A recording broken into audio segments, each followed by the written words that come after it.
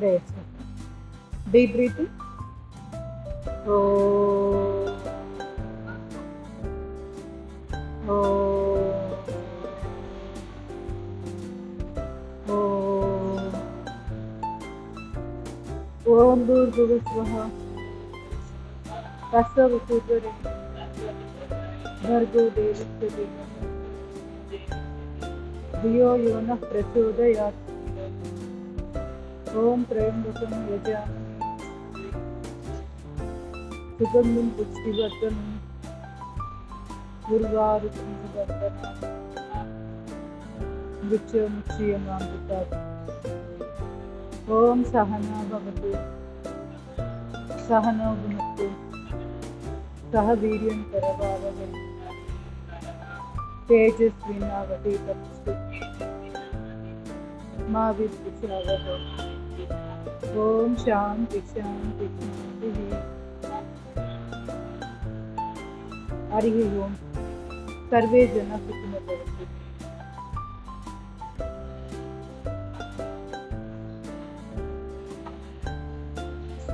Serpent breathing.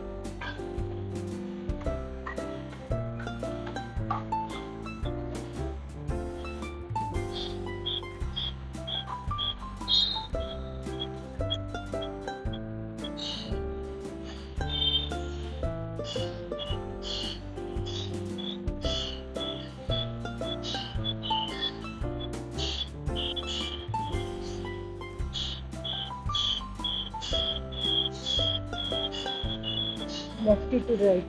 Right.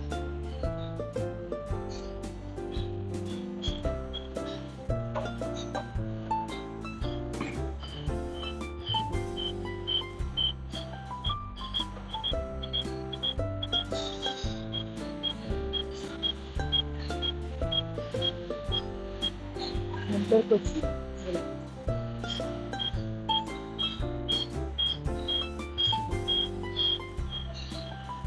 Serpent breathing చేద్దాం. ఇది serpent. పర్వతాసనం.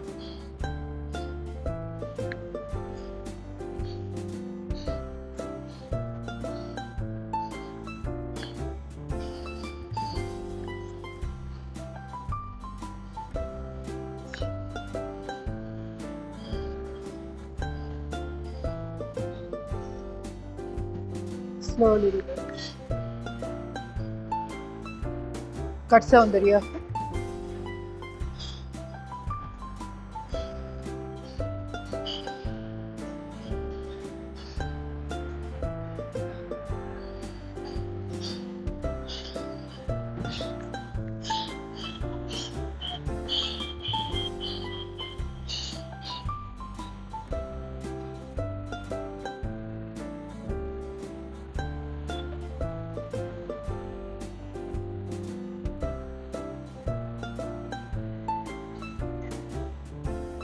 Slowly relax. రెండు చేతులు ఛాతీ ఎదురు.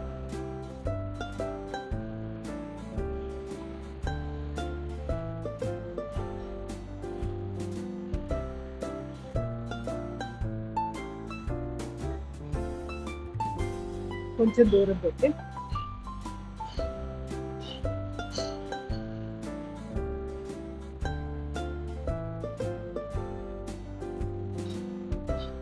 మోచేతులు ఛాతీ ఎదురు.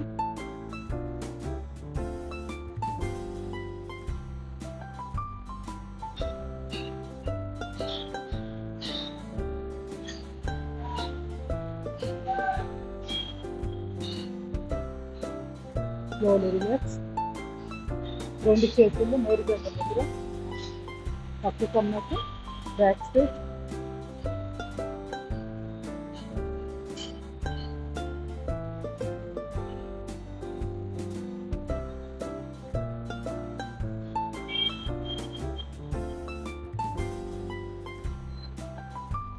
Slowly relax. కుడి చేతుడికి చూపించి రైట్ సైడ్కి తిప్పుతుంది.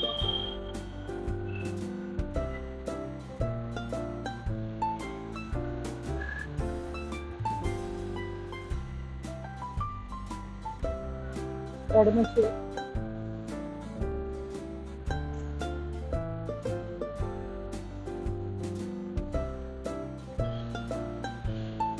పిడికిలు నిలబెట్టి ఫార్వర్డ్ బ్యాక్.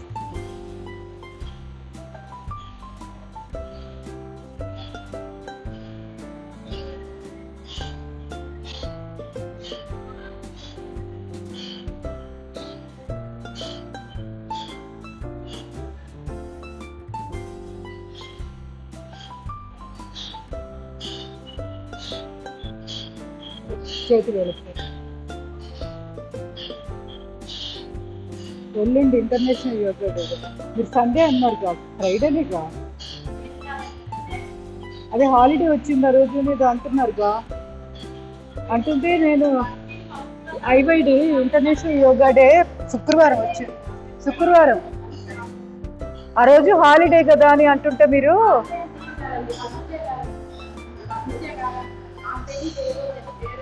నేను హాలిడే అంటే ఏంటి సండే వచ్చిందా ఏంటో అనుకున్నా. నిన్న ఒకరు నన్ను ఇన్వైట్ చేశారు. కిడ్స్ కాలేజ్ ఉంది కదా, ఇంజనీరింగ్ కాలేజ్, అక్కడికి రమ్మని అడిగారు. అంటే ఆ కాలేజ్ ప్రిన్సిపలే నాకు మా ఇంటికి దగ్గరలో ఉంటారు. కాదు, వేరు వింజనంపాడు అనుకుంటా. వింజనంపాడు అని పల్లెటూరు అక్కడ.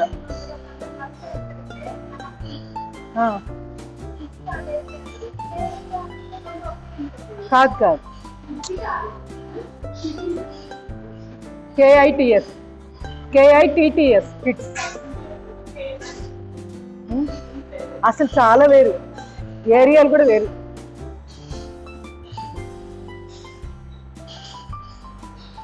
అప్పుడు క్యాలెండర్ చూసా, అసలు ఏంటి ఏ రోజు వచ్చిందంటూ శుక్రవారం అయింది.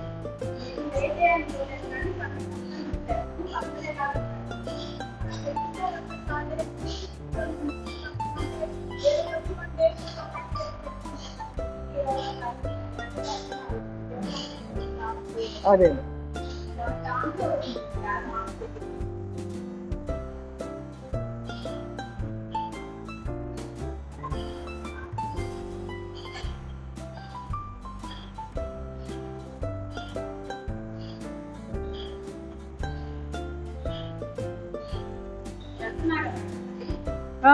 ఓకే చెప్పా వెంటనే. ఏమన్నా నన్ను అడిగారు, ఏమైనా ప్రోగ్రామ్స్ ఉన్నాయండి, ఇట్లా మా కాలేజ్కి రావాలి, వస్తారా అని అడిగారు. వస్తానండి అది మార్నింగ్ టైం 9 o'clock. అదే అక్కడికి వెళ్ళేటప్పుడు 10 అవుతుందిలే. 10 నుంచి ఒక 1 hour or 2 hours awareness program. అంటే అసలు బేసిక్ అసలు యోగా అంటే ఏంటి మనం ఇక్కడ చెప్తాం కదా, స్వాధ్యాయంలో ఏదో ఒకటి, అవన్నీ యోగా ఇంపార్టెన్స్ ఇలాంటివి తెలిస్తే ఏమవుతుందంటే కనీసం వాళ్ళల్లో ఒక 10% అయినా మారుతారు. అంటే అది కూడా లైఫ్ స్టైల్లో ఒక భాగం అని తెలీదు చాలా మందికి. ఇదేదో సపరేట్గా ఒక నెల రోజులు చేసి మానేసేదో అనుకుంటారు. ప్రాక్టీస్ ఎవరైతే రెగ్యులర్గా చేస్తారో వాళ్ళకి దాని ఇంపార్టెన్స్ అర్థమవుతుంది, లేకపోతే తెలీదు.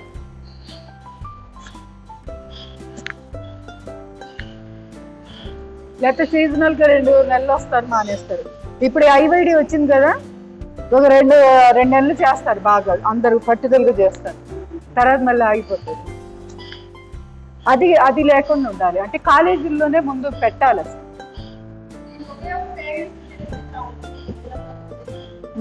సపరేట్ యోగా కంపల్సరీ అని పెట్టాలి కాలేజీల్లో. అప్పుడు వాళ్ళు బాగా నేర్చుకుంటారు కదా, ఆ చేంజ్ అర్థమవుతుంది వాళ్ళకి. టైం వేస్ట్ అని అనుకుంటే అదే బ్యాడ్. దీనివల్ల ఎంత టైం మిగులుతుందో తెలియదు వాళ్ళకి.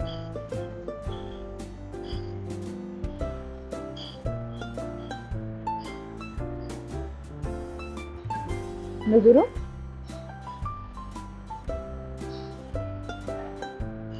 కుడి కంట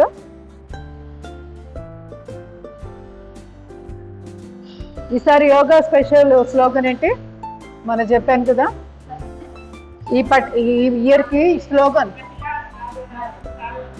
మహిళా సాధికారత లేదా ఉమెన్ ఎంపవర్మెంట్.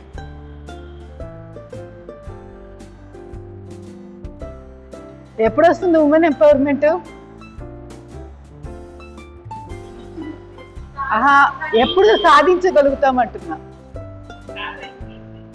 ఎప్పుడైతే మనం బ్యాలెన్స్గా ఉంటామో అప్పుడే సాధించగలుగుతాం. మగవాళ్ళ వల్ల ఏం రాదు, వాళ్ళ సపోర్ట్ తోటి ఏం రాదు. వాళ్ళు మనకే రిజర్వేషన్స్ ఇవ్వక్కర్లా, మన పార్టీకి మనల్ని వదిలేస్తే చాలు. సో అట్లా వదిలేయగలగాలి అంటే మనం స్ట్రాంగ్ ఉండాలి. వాళ్ళు వదిలేయకుండా పట్టుకుంటుంటారు కదా, ఆ పట్టుని మనం పట్టు విడిచేటట్టు చేయాలి, అంతేగాని మనం ఏదో సాధించక్కర్లా.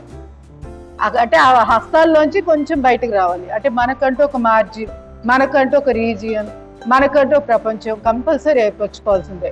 ఆ క్లారిటీ ఇవ్వాల్సిందే. అది ఎవరైనా అవ్వచ్చు, బయట వాళ్ళు అవ్వచ్చు, ఇంట్లో వాళ్ళైనా అవ్వచ్చు. ఎందుకంటే ఎవరు స్వాతంత్రాన్ని ఎవరు హరించి వేస్తే ఊరుకోరుగా. ఇప్పుడు నువ్వు ఇలానే ఉండాలి అని మనం శాసిస్తే వేరే వాళ్ళు ఊరుకుంటున్నారా? ఊరుకోవట్లేదు. కానీ ఆడవాళ్ళ వరకు మాత్రం జరిగేది ఏంటంటే అందరు దానికి తలొగ్గుతూ ఉంటాం, ఎక్కువగా జరిగేది అది. అంటే వాటికి ముసుగు ఏం పేర్లు వాడతారు? బాధ్యత అని, లేకపోతే ఇంకేదో పేర్లు చెప్తా ఉంటారు. సో అందుకని మనం కంపల్సరీగా అది తెలుసుకోవాలి, ఆ డిఫరెన్స్ ఏంటని తెలుసుకోవాలి. లేకపోతే ఎమోషనల్ బ్లాక్మెయిల్ చేసేస్తూ ఉంటారు. లేడీస్ జెంట్స్ ఆ బారికి గురే వాళ్ళు ఎక్కడో గయ్యాలు దొరికితే తప్పితే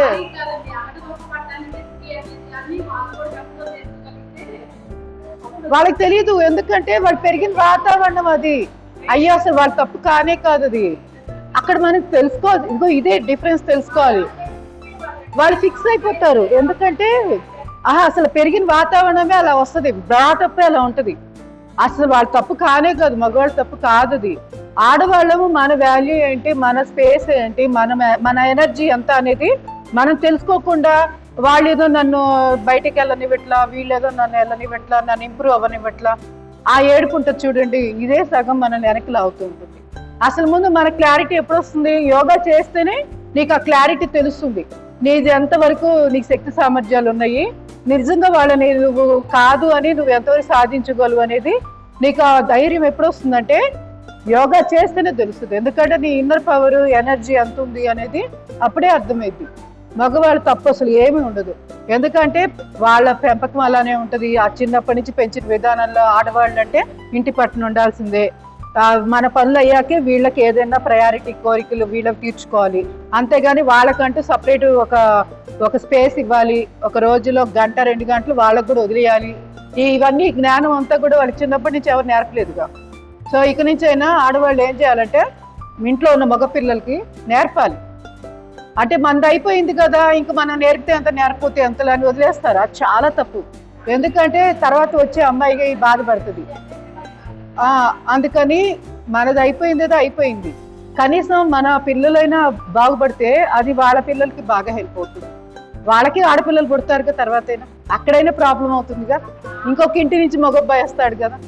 సో అందుకని ఇది ఏంటంటే ఒక రోజుతో పోయేది కాదు. ఎంపవర్మెంట్, ఉమెన్ ఎంపవర్మెంట్ అనేది ఇది నిరంతరాయంగా ఒక కల్చర్లో భాగంగానే మార్పు రావాలి. అది అంటే మనమేమి అవన్నీ వదిలేసి, బాధ్యతలు వదిలేసి వచ్చి ఇక్కడ మనమేమి అంటే ఏదో నిరూపించుకోవాల్సిన పని లేదు. వాటికి న్యాయం చేస్తున్నప్పుడు వీటికి ఇది కూడా ముందుకు వెళ్లాల్సిందే. ఇప్పుడు పిల్లలు ఏంటంటే ఆ స్వాతంత్ర్యాన్ని మిస్యూజ్ చేసుకుంటున్నారు. అంటే ఇప్పుడు జాబ్ చేసే పిల్లలు ఎలా అనుకుంటున్నారంటే నేను సంపాదిస్తున్నా, నేను గొప్ప ఏంటంటారు. కొన్ని ఏంటంటే ఆడవాళ్లే చేయాలి.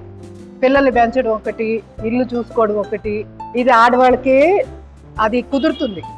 ఆ మైండ్ కానీ అదంతా అంత శక్తి సామర్థ్యాలు ఆడవాళ్ళకి ఉంటాయి, మగవాళ్ళకి అంత రాదు అవన్నీ.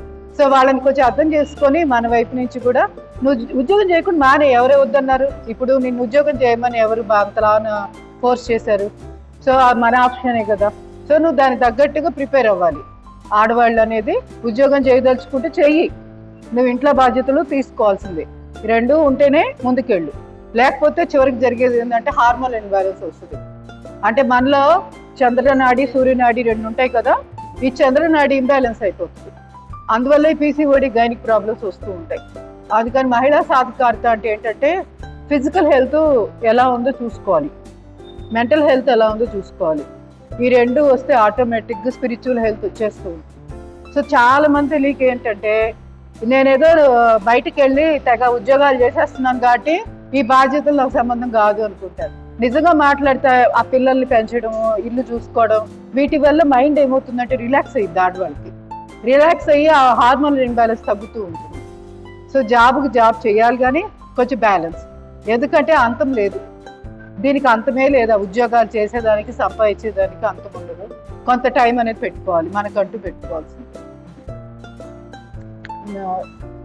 భుజాలది ఇది అయిపోయిందా? ఓకే, మెడ ఎక్సర్సైజ్. కానీ బాగా క్యాప్షన్ బాగా పెట్టారు ఈసారి.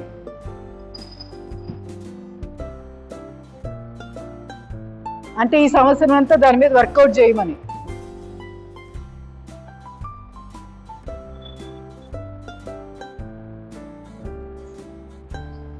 ఒక్కొక్క సంవత్సరం ఒక్కొక్కటి. ఎట్లా అంటే యోగా ఫర్ పీస్ హార్మోనీ అని ఒక సంవత్సరం పెడతారు, ఒక సంవత్సరం ఏమో yoga for heart, yoga for ఇంకా ఏదేంటో పెడతారు, రకరకాలు. అట్లా చాలా ఉంటాయి అన్నమాట.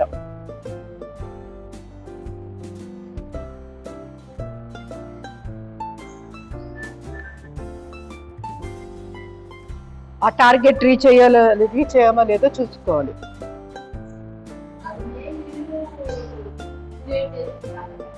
మనం ఏంటిది ఆ స్లోగన్ ఎవరు చేస్తారో నాకు తెలియదు. నాకు తెలిసి United Nations of World Health Organization అని ఉంటుంది, వాళ్ళు అనుకుంటా ఈ స్లోగన్స్ తయారు చేసేది. అంతే, వాళ్ళే వరల్డ్ హెల్త్ ఆర్గనైజేషన్, హెల్త్కి సంబంధించింది కదా, సో వాళ్ళు చెప్తారు ఈ సంవత్సరం ఇది స్లోగన్. వీటి చున్నీ ఉందా? అయ్యో నేను మర్చిపోయొచ్చాను. ఓకేలే, నా బ్యాండ్ ఉంది. మీ చున్నీలు ఉన్నాయా?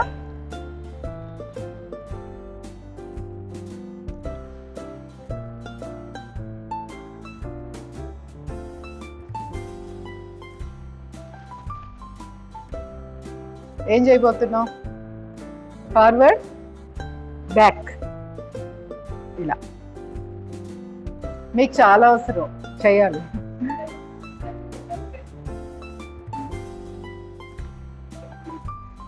భుజాల స్టిఫ్నెస్ తగ్గుతుంది.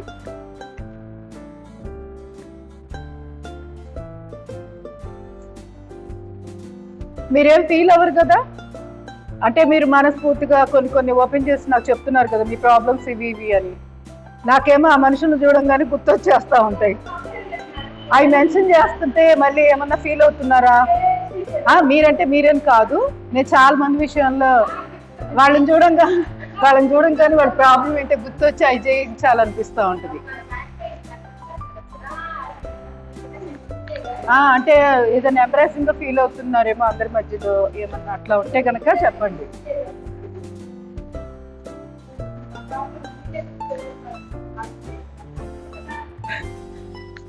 అంటే అలా చెప్పడం వల్లే నాకు గుర్తుంది, లేకపోతే తెలియదుగా.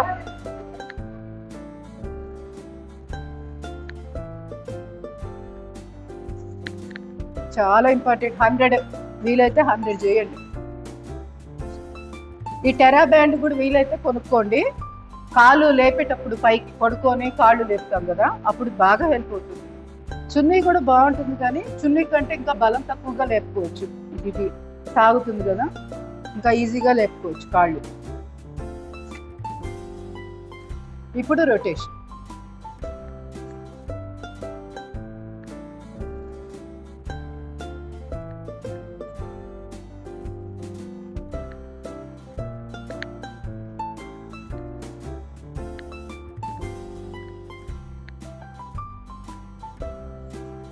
రివర్స్.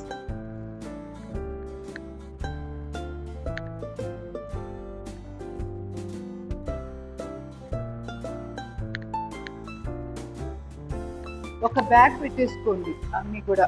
ఒక బాల్, ఒక రబ్బర్ బ్యాండ్, ఆక్యుపాయింట్ స్టిక్ ఒకటి, చున్నీ ఒకటి, ఇలాంటివన్నీ ఉంచుకుంటే ఎప్పుడు ఏం చేయాలనిపిస్తుందో మనకే తెలియదు. సడన్గా అనిపించిందని చేసేస్తే అది బాగుంటుంది వర్కౌట్ కూడా. ఇంకా మాట్లాడితే మెడది ఇది కూడా ఇలాగా సపోర్ట్ తీసుకొని ఈ బ్యాండ్ సపోర్ట్ తోటి తల పైకి లేపాలి, మళ్ళీ ఇలా కిందకి, మళ్ళీ శ్వాస తీసుకుంటూ పైకి, శ్వాస వదిలేసి మళ్ళీ కింద. ఇలాగా ఇంకొక 6 టైమ్స్ చేయండి.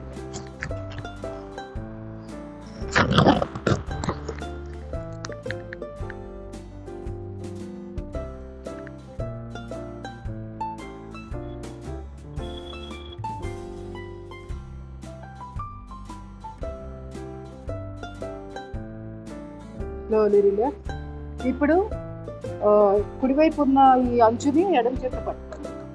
చెవి మీదుగా తీసుకొచ్చేసి తల పక్కకు తిప్పండి. ఎడమ వైపు ఎడమ చేత పట్టుకుంటున్నాను. ఎడమ వైపు లాగుతుంది. మళ్ళీ సెంటర్కి వస్తుంది. మళ్ళీ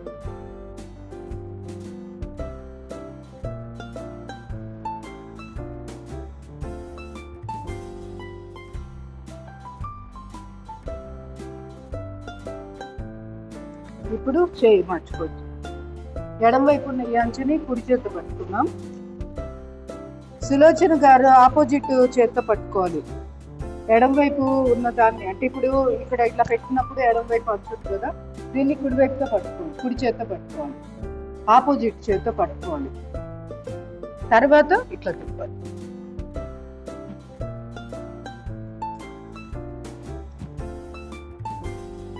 అది ఇప్పుడు ఇలా ఎడం వైపు ఉంది కదా, కుడి చేత్తో పట్టుకోండి దాన్ని.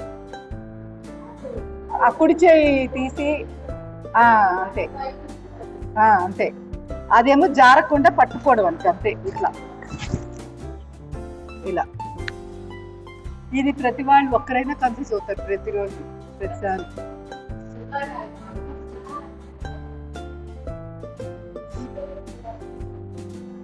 అంతే.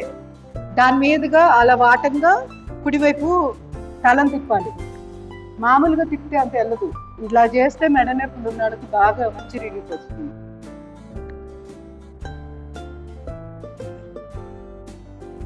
సులోచన గారు చేయకుండా చూడొచ్చు కదా, తప్పు చేస్తున్నారు. ఒక్కసారి చూడండి, నేను చేస్తా. ఇలా ఉంది. మళ్ళీ మీరు ప్రాక్టీస్ చేస్తా ఉండండి, టైం వేస్ట్ లేకుండా. ఇలా ఉంది కదా, ఇలా వేసుకోండి. ఎడమ చేయి వైపు దాన్ని కుడి చేత్తో పట్టుకోండి. కుడి చేత్తో పట్టుకోండి ఎడమ వైపు అంచుని. అది. ఇప్పుడు చెవి మీదుగా తీసుకోండి. ఇలా తిప్పండి తలని. కుడివైపు తిప్పుకోండి. అంతే అంతే. చెవి మీదుగా చున్నీ రావాలి. చెవి పైన పెట్టుకోండి, ఎందుకంటే మెడ వరుచుకోకుండా ఉంటుంది. మెడ వరుచుకోకుండా చెవి మీదుగా పట్టుకోవాలి. దీన్ని ఇట్లా మనము చెవి మీదుగా లాగాలి, లేకపోతే మెడ పట్టేస్తుంది. అంతే. ఓకే.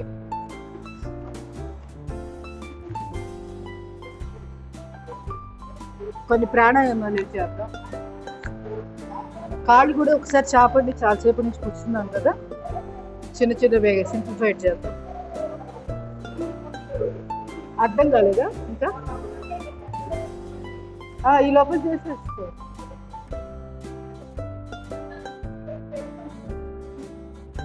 పర్వాలేదు, చేయండి. మేమున్నా చూస్తాగా, నేను చెప్తాలే, మీరు చేయండి. మొహమాట పడిపోతుంది. తప్పు చేస్తే అదే అలవాటు అయిపోతుంది. మెడలో వేసేసుకోండి. ఇప్పుడు ఎటువైపు చేశారు? అటువైపు అయిపోయిందిగా, అటువైపు చేయలేదా? ఓకే. అంతే. మళ్ళీ మామూలుగా వచ్చేయండి. అట్లా ఒక 10 సార్లు చేయాలి.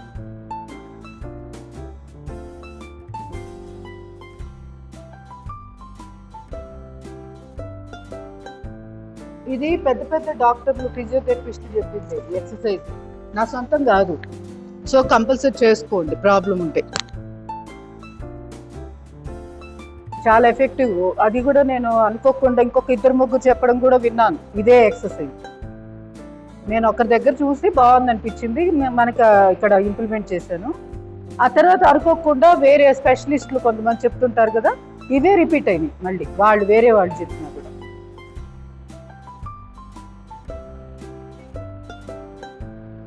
రెండు కాళ్ళు దగ్గరగా.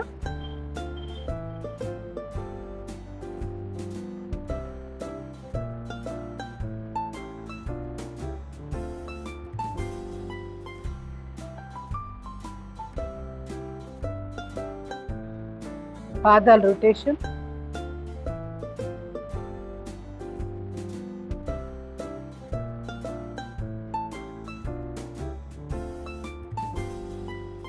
రివర్స్.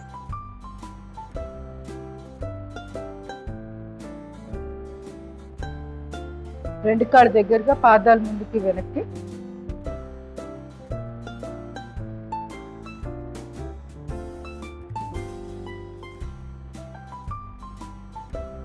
రొటేషన్.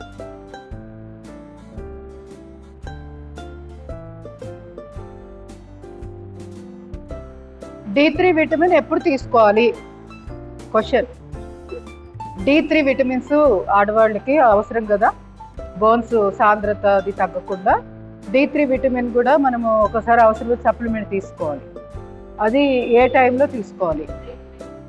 నైట్ పగలని కాదు, దేంతో తీసుకోవాలి? పాలతో తీసుకోవాలి. అది అంటే మంచినీళ్ళతో తాగకూడదు.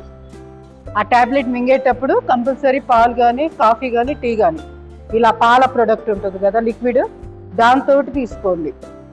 ఇది ఎందుకు కారణం ఏంటి? డి విటమిన్ అనేది నీళ్ళల్లో కరగదు.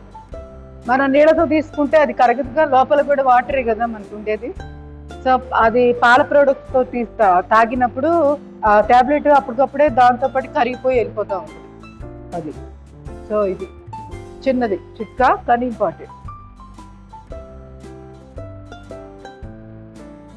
మీ బాబు ఆర్థోపెడిస్ట్ అన్నారు కదా, ఒకసారి అడిగి చూడండి. టైము కరెక్ట్గా ఏ టైం అయితే బెస్ట్ కూడా కనుక్కోండి. వీక్లీ థ్రైస్ కదా? అవును. ఎన్ని యూనిట్స్? అది కూడా విన్నాను, నేను రాసుకున్నాను కూడా డైరీలో, ఎక్కడో ఉంటుందిలే. జస్ట్ ఊరికరే ఇంటర్నేషనల్ యూనిట్స్ అని ఉంటాయి అయ్యి. ఓవరాల్గా టైం మాత్రం నాకైతే ఈవినింగ్ గుర్తు వస్తుంది, ఇంకా అప్పుడే మింగేస్తున్నాను. ఏదైనా వేరే టైం అయితే బెస్ట్ అనుకుంటే చెప్పండి, అది ఇంకా మంచిది కదా. ఏ టైంలో మింగితే ఇంకా మంచిది.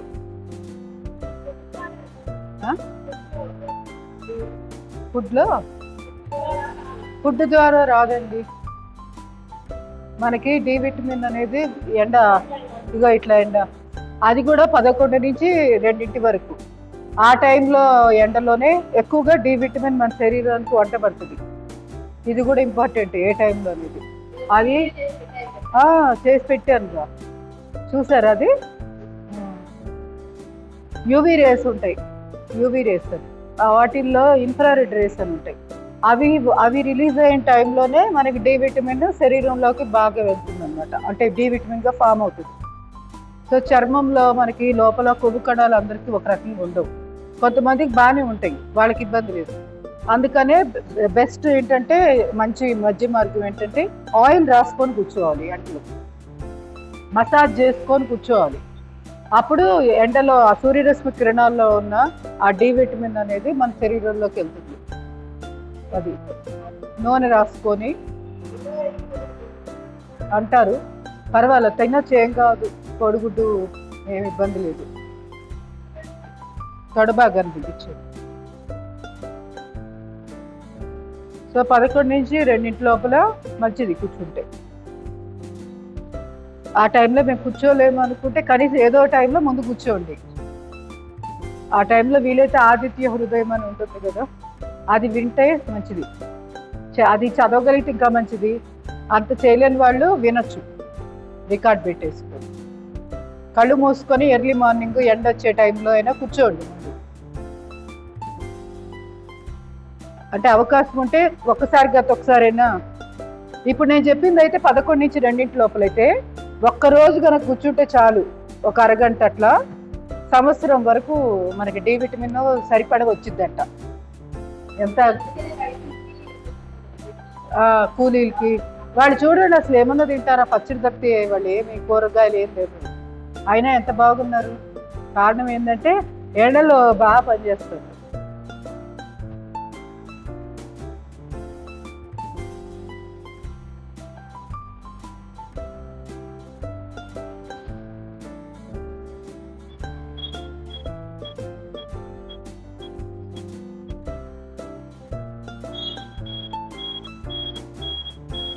ప్రాణాయామం చేద్దాం తర్వాత మీకు.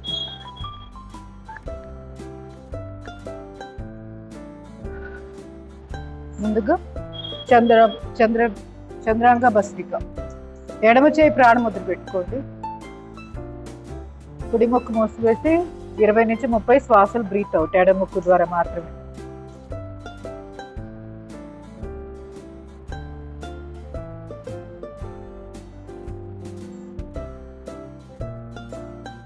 వచ్చి ముందు జరుగు.